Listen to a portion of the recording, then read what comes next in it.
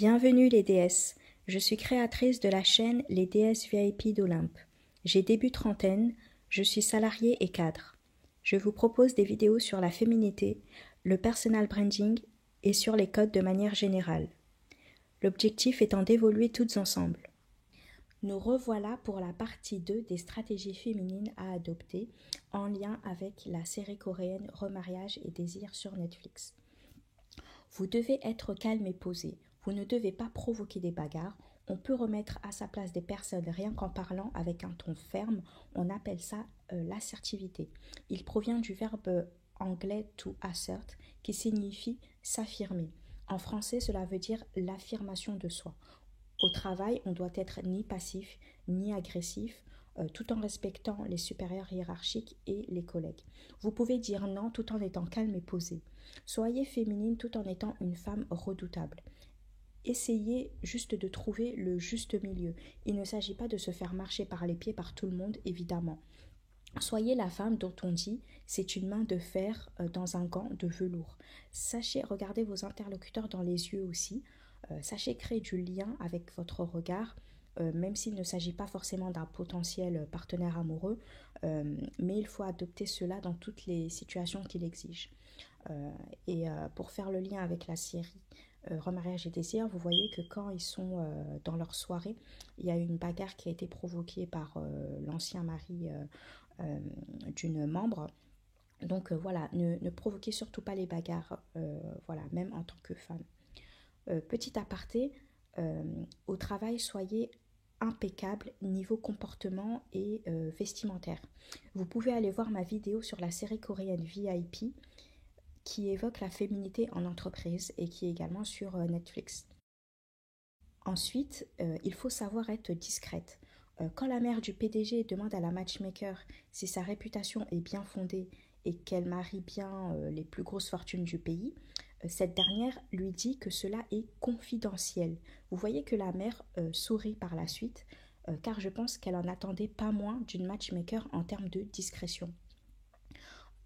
Ensuite, vous voyez que, alors on va les appeler par leur nom qui leur a été donné lors de la soirée, comme ça sera plus simple. Aphrodite, elle porte un tatouage. Moi personnellement, je ne suis pas pour les tatouages, mais un petit tatouage comme elle, discret et noir, sans couleur, peut être envisageable, parce que ça reste discret. C'est pas extravagant. Mais personnellement, même un petit tatouage pour moi, je ne recommande pas. Ensuite, il faut savoir se faire remarquer par les bonnes personnes. Aphrodite a su se faire remarquer positivement par la matchmaker au début de la série en l'approchant subtilement. Elle a attendu qu'elle soit isolée et quasiment seule pour l'aborder. Elle lui a donné sa carte professionnelle, etc. Donc elle lui a pas parlé d'emblée du fait qu'elle souhaitait être mise en relation avec Hermès. Elle s'est fait remarquer en lui proposant ses services en tant qu'avocate. Donc l'idée, je pense que c'était aussi d'habituer la matchmaker à sa présence. Et comme cela, quand cette dernière aura un homme successful dans son portefeuille client, elle aurait pensé directement à Aphrodite. Voilà, donc vous, pareil, si vous êtes dans ce cas-là, faites-vous remarquer des bonnes personnes, par exemple dans le travail, si vous souhaitez évoluer professionnellement. Moi, je vous le dis, des fois, c'est triste à dire, hein, mais des fois, vous évoluez même pas par rapport à la compétence, mais vous évoluez par rapport aux relations que vous vous faites au travail. Voilà. Après, évidemment, je vous conseille d'être compétente quand même. Il n'y a rien de beau qu'être compétente et à la fois belle ou beau pour un homme. Voilà, si vous pouvez être les deux, soyez les deux. Je vous encourage vivement à être les deux. Mais comme je l'ai dit dans la première partie de la vidéo des stratégies féminines, le monde n'est pas juste. Il y a des gens qui évoluent dans ce monde-là uniquement parce qu'ils ont su se connecter avec les bonnes personnes. Donc faites attention à ça également. Ensuite, il faut investir dans des formations ou des activités pour avoir ce que l'on souhaite. Il est important de se former. La mère de l'actrice principale a sacrifié sa bague de mariage pour inscrire sa fille à l'agence matrimoniale Rex, très connue qui marie les fortunes du pays. Tout a un prix. Il faut vraiment arrêter de penser que tout vous est dû. Évidemment, il est bien d'avoir confiance en soi, mais il ne faut pas confondre cela avec de l'arrogance et tout le monde ne verra pas ou ne reconnaîtra pas votre valeur. Dans la série, la vente de cette bague a payé à la fin, finalement. Donc rien n'est gratuit dans cette vie et les meilleurs conseils ne sont pas forcément gratuits. La connaissance a des fois un prix. Sachez et conduire un homme avec classe. Quand vous voyez l'actrice principale, elle n'insulte pas le professeur qui lui fait des avances et même son amie, elle reste polie. Bon, après, je trouve qu'elle était un peu trop laxiste avec le professeur, mais bon, elle est restée calme et elle ne salit pas son image. Il ne s'agit pas de blesser l'ego des autres, mais juste leur montrer calmement que l'on n'est pas intéressé. Comme je le disais plus haut, il faut avoir l'art et la manière de faire preuve d'assertivité. La stratégie qu'Aphrodite a utilisée, par exemple, c'est qu'à chaque fois qu'une personne rentrait dans son bureau pour la confronter, elle s'échappait par l'autre porte. Et ça, je pense que c'est une sorte de stratégie d'évitement. Moins on en dit et mieux on se porte, comme la phrase énoncée pour caractériser la famille royale britannique. Don't complain, don't explain. Ne soyez pas dans la plainte en fait et ne vous exprimez pas. Surtout voilà, quand il y a des scandales ou autres, ne vous justifiez pas en fait et ne vous exprimez pas. Et ne vous plaignez pas surtout. Mais surtout, vous donnez aussi l'impression aux autres que la victime, c'est l'agresseur en fait. Et que vous, en fait, vous êtes la victime et tout, etc. Donc ça, c'est la stratégie que certains manipulateurs utilisent. Mais vous, voilà, on va partir du fait que vous êtes une personne voilà, gentille, etc. On va partir du fait que c'est vous la victime. Donc, si on vous agresse, si possible, ne rentrez pas dans son jeu. En tout cas, dans un premier temps. Car vous allez montrer que vous savez gérer vos émotions. Ce n'est pas vos émotions qui vous contrôlent.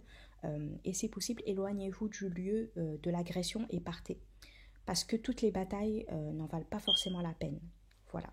Ça, c'est vraiment dans un premier temps. Après, évidemment, si la personne ne comprend pas, il faudra la confronter tôt ou tard. Mais voilà, il ne s'agit pas de tendre le bâton pour se faire battre. Voilà. Donc, mettez également en valeur tous vos atouts. Vous êtes des femmes, donc contrairement aux hommes, vous avez une palette d'options pour être féminine.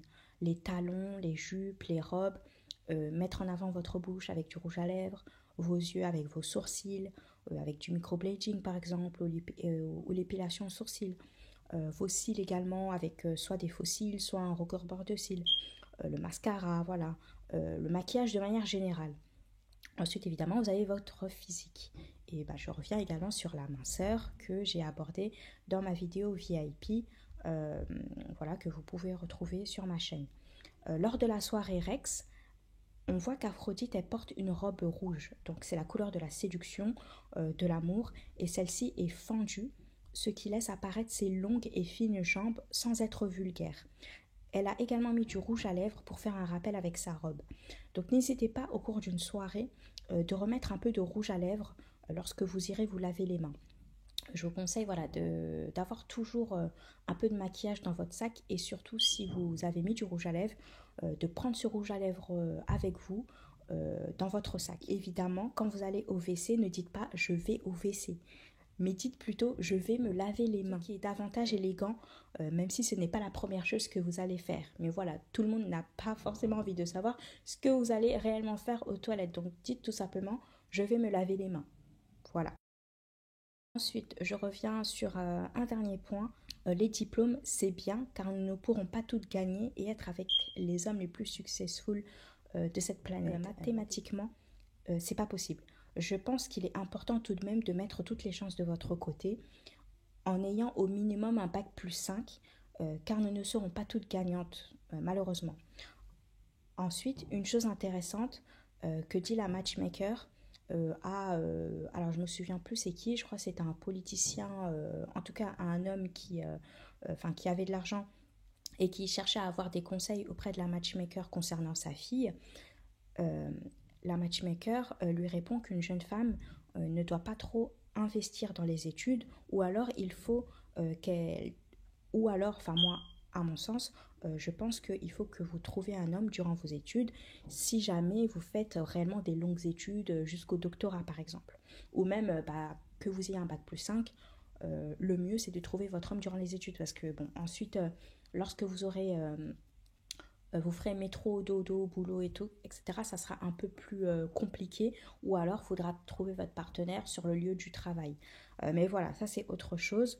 Mais sinon, la matchmaker dit ensuite à l'homme, il faut surtout qu'elle investisse dans son apparence. Donc, elle lui dit dermatologie, chirurgie esthétique. Bon, moi, après la chirurgie esthétique, je ne vous recommande pas si vous avez des problèmes de santé et si cela n'est pas nécessaire. Après, voilà, c'est vous qui faites votre choix. Si vous voulez faire de la chirurgie esthétique, bah, vous faites de la chirurgie esthétique. Mais voilà, moi, je n'encourage pas forcément la chirurgie esthétique. Mais si vous souhaitez voilà, modifier quelque chose qui ne va vraiment pas, voilà, c'est votre choix que de faire la chirurgie esthétique. Ensuite, elle dit pilates ou danse classique, par exemple.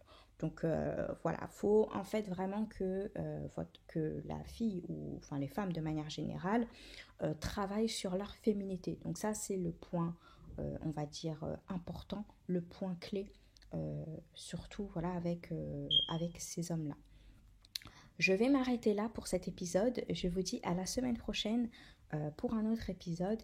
Et cette fois-ci, on parlera davantage euh, des stratégies qui ont été mises en place entre Aphrodite et Athéna. Bye les déesses.